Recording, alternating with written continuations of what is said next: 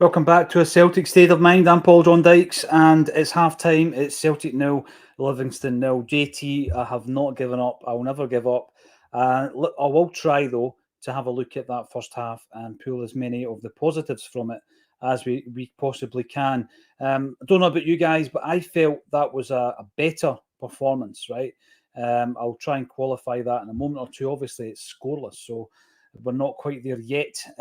But I had a few boos ringing around the stadium. Was that frustration, perhaps, at the fact that there's no clinical edge? There's absolutely no clinical edge to Celtic's play. What I would say is that we have adopted the two wingers as we had done previously, getting in behind the pockets, behind the Livingston fullbacks.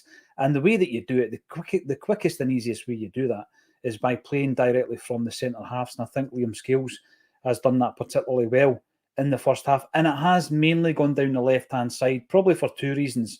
Greg Taylor has looked very, very alive to it. So he's been overlapping Palmer, and there's been loads of balls whipped in to the box in that fashion that we spoke about before the game, whereby Keel goes in there and you're playing it either in front of him so that he can use his pace to get in ahead of the Livy defender, or even playing it behind him, because he does have the quickness of thought to be able to stop, turn, and get the shot in. The problem has been today, of course, that Kyogo isn't fully confident. He's not had what I would describe as a clear-cut chance. I know he's got a 1-1 there near the end of the first half.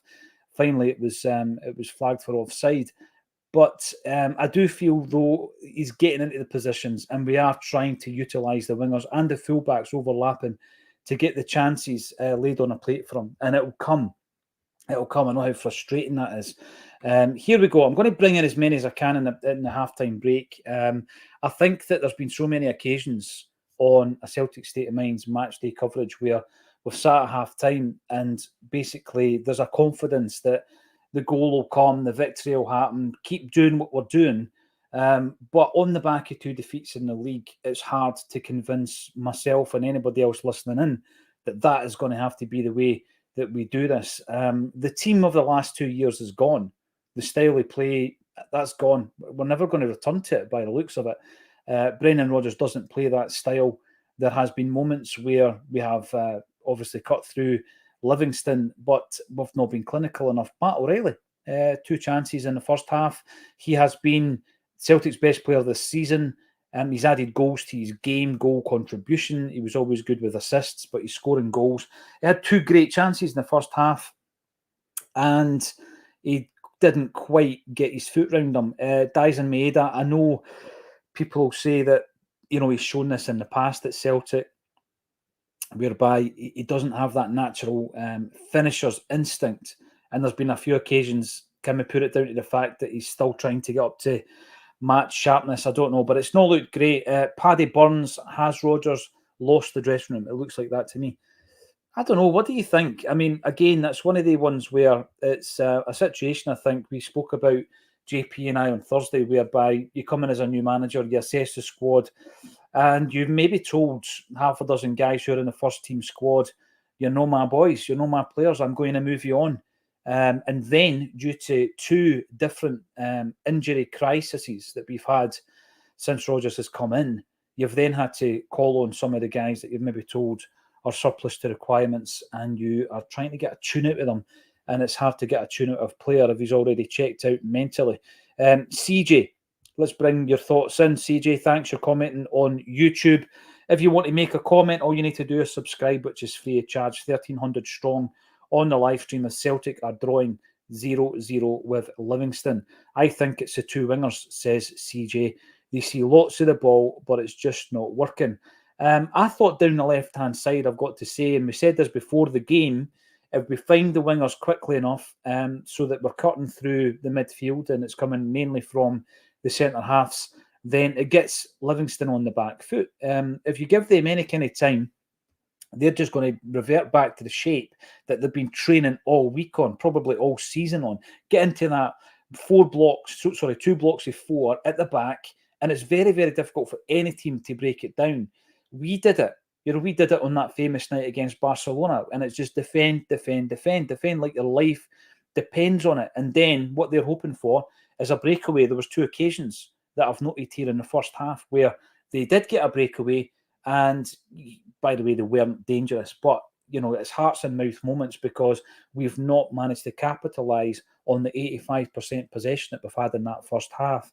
Yeah, we've had shots and goal. Yes, we've had some chances. Where's the clear-cut chance? Where's the chance where you think that should have been the opener? Have we even crafted that? And I think that is the frustration. So much wing play. Palmer getting a lot of the ball. I don't think Palmer's comfortable being so close to the corner flag, hitting the byline, bringing the ball in that way. I don't think he's comfortable doing it. But I think in the first half, it's pretty clear that he's been told that's what we're doing because we're trying to play Kyogo in. We're trying to get Kyogo back to his best. We've not seen so many of Palmer's cutting inside and taking a shot. I think the one occasion where he had that opportunity was from a free kick, which was well struck, and we should have done better on the rebound. But yeah, it doesn't look as though it's free-flowing, but it does, and I think this is the positive, it does look as though we've identified the wing areas as being the problem or part of the problem for Kyogo's form, and we're trying to do something about it. Double Denim, welcome back to the show. We're pushing and we're certainly moving the ball quicker and more direct, but we are still lacking penetration. Livy aren't interested in attacking. Why, oh why, are we not flooding the midfield and playing 2 up? Yeah, well, when you think about it, Double Denim, when you think about the situation with our shape, and you've got Taylor, who, by the way, I think had a very good first half. We're not slow to criticise him. I thought of the 2 fullbacks, he has been in the game a lot more. He's created more. He's overlapped Palmer time and time again, whipped loads of balls into the box. Some of them don't get beyond the Livingston defender, but he's been told to do it. You can tell that he has. On the other side, I don't think Alistair Johnston's as comfortable doing that part of the game. I think he's far better as a traditional fullback. That's my thoughts on it. But when you've got 85% of the possession, and in the first 20 minutes, 50% possession in the final third, then you ask yourself the question about the necessity to have so many defensive players. And that's, I think, where you bring in the 3-5-2, where you flood the midfield. You use your centre half to very quickly open the gaps and the pockets up behind the fullbacks. And then what happens is it's happening more quickly. You're flooding that midfield, and as soon as Livingston clear the ball, it's coming back at them. There's been certain elements of that in the first half, but just not incisive enough, not penetrative enough. And I think I agree with that. And so does Patrick Harold as well. Chancer, bring you in.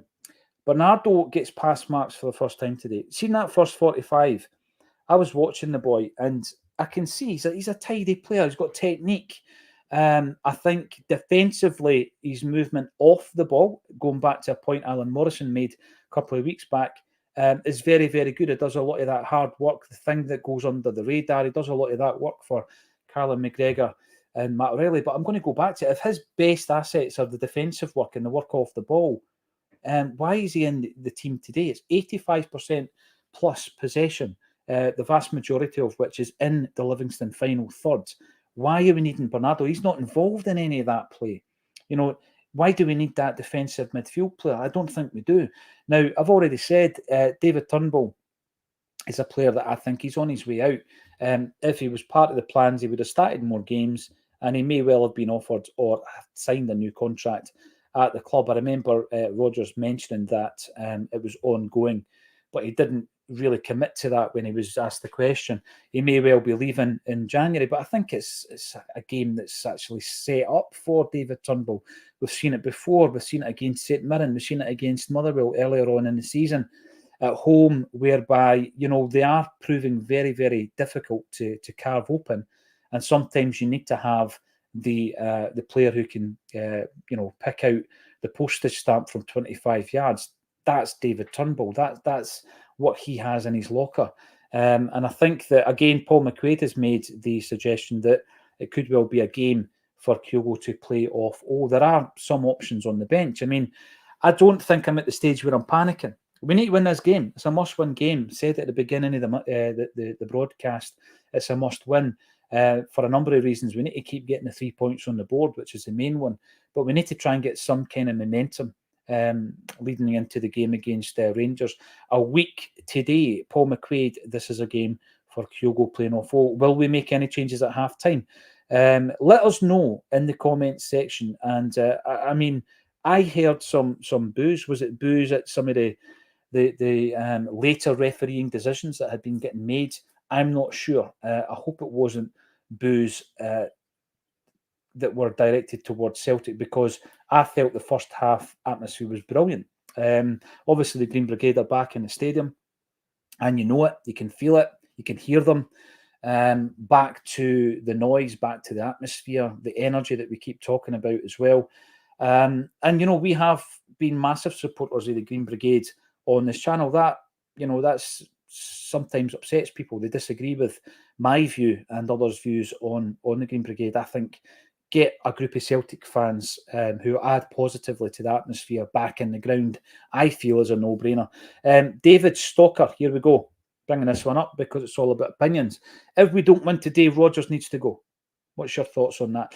I disagree with you, David. I'm not a fanboy. I'm not one of these guys that's made a view and I'm going to die on a hill. I just don't think the alternative is any better. I don't think getting rid of someone during a season is going to work. When have we done it in the past? Have a look at the seasons where we've done that in the past, right? So let's go back to John Barnes.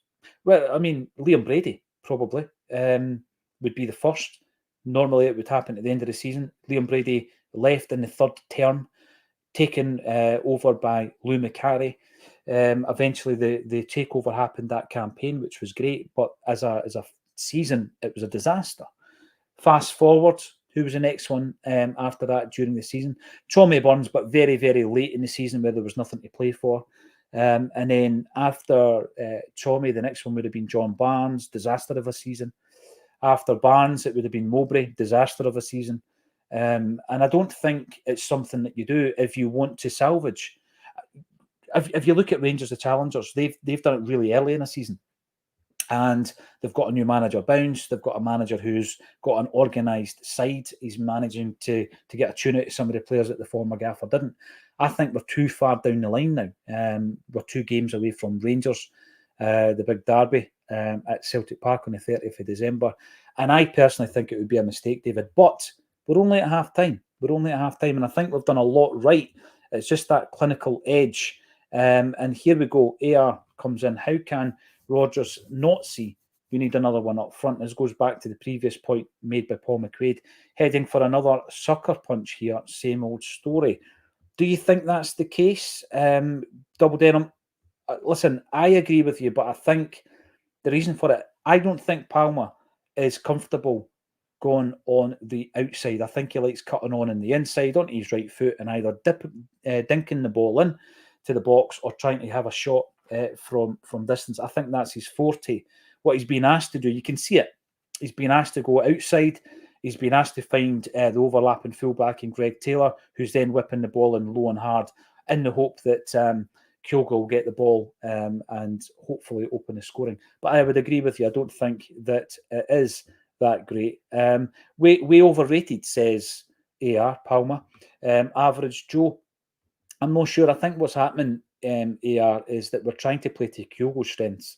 And in doing so, we're probably not playing to Palmer's strengths. But you've got to ask yourself who is going to make the difference today. If Palmer cuts inside, whips one in from 25 yards and opens the scoring, we'll all be happy. Do we make any changes at halftime? I've seen O suggested as coming on. We'd need a change of shape there because I'm not bringing Kyogo off. I know he's not having a great game, but the best way, I think, to play through that as a striker is just to keep plugging away. The goal will come, and when it does come, the floodgates can open. And I think also, Pinball, when was Palmer rated? To be fair to him, Pinball, he has over the piece, he has shown plenty to give us some kind of enthusiasm and positivity, I think, over the piece.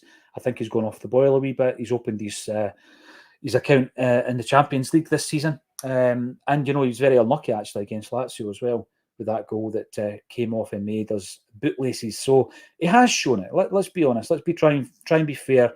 I think there's been games where he's looked very ordinary. The worst being, for me, Easter Road on each game, which kind of started a bit of a malaise here in Brendan Rodgers' second term. Let's not forget, wasn't that long ago we were singing his name again, Brendan Rodgers, Remember, we won that game where it looked as though we were throwing the points away against Motherwell at Fir Park, and we came back and we scored, and it was Matt O'Reilly, 96th minute of the game, reminiscent of the Ross County goal that Anthony Ralston scored, and we were singing his name. We were singing his name that day. So it's funny how things can turn very, very quickly. Let's go into the second half. I still think we've got enough to win this game. Hopefully at full time, I can talk to you all about it. Let us know how you're feeling in the comments section, and join me at full time for a Celtic State of Mind.